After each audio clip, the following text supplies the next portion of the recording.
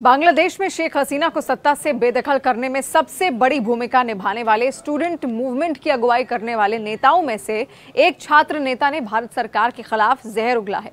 26 साल का छात्र नेता नाहिद इस्लाम मौजूदा अंतरिम बांग्लादेश सरकार में सूचना और संचार तकनीक सलाहकार है।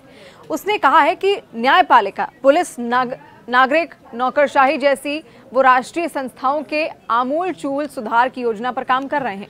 ढाका यूनिवर्सिटी में समाज शास्त्र की पढ़ाई करने वाले नाहिद इस्लाम सबसे मुखर छात्र नेताओं में से एक हैं।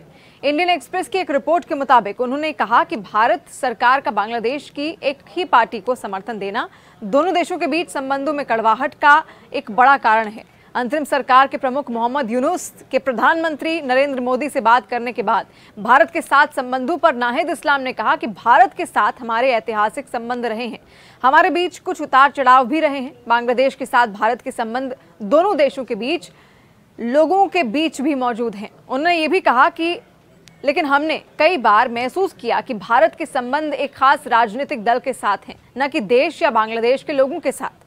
इसने बांग्लादेश के लोगों के साथ नहीं बल्कि अवामी लीग के साथ संबंध बनाए रखे। ये बांग्लादेश के साथ साथ भारत के लिए भी समस्याजनक है।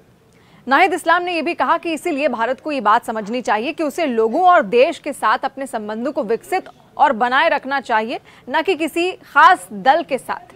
राजनीतिक दल आते जाते रहेंगे, सरकारें आती जाती रहेंगी, लेकिन उन्हें देश और उसके लोगों के साथ संबंध बनाए रखना चाहिए। आगे नाहिद की ओर से कहा गया कि अवामी लीग के साथ संबंध और शासन के लिए उसका समर्थन एक खुला रहस्य है, इसलिए यहाँ लोगों में गुस्सा है। इस खबर पर आपकी क्या राय है? आप कमेंट सेक्शन के जरिए हम तक अपना फीडबैक पहुंचा सकते हैं। इसके अलावा अगर तमाम न्यूज़ अपडेट्स के लिए आपने न्यूज़ 18 इंडिया के यूट्यूब चैनल को सब्सक्राइब नहीं किया है तो चैनल को सब्सक्राइब कर दीजिए और बेल आइकन दबाना ना भूलिएगा।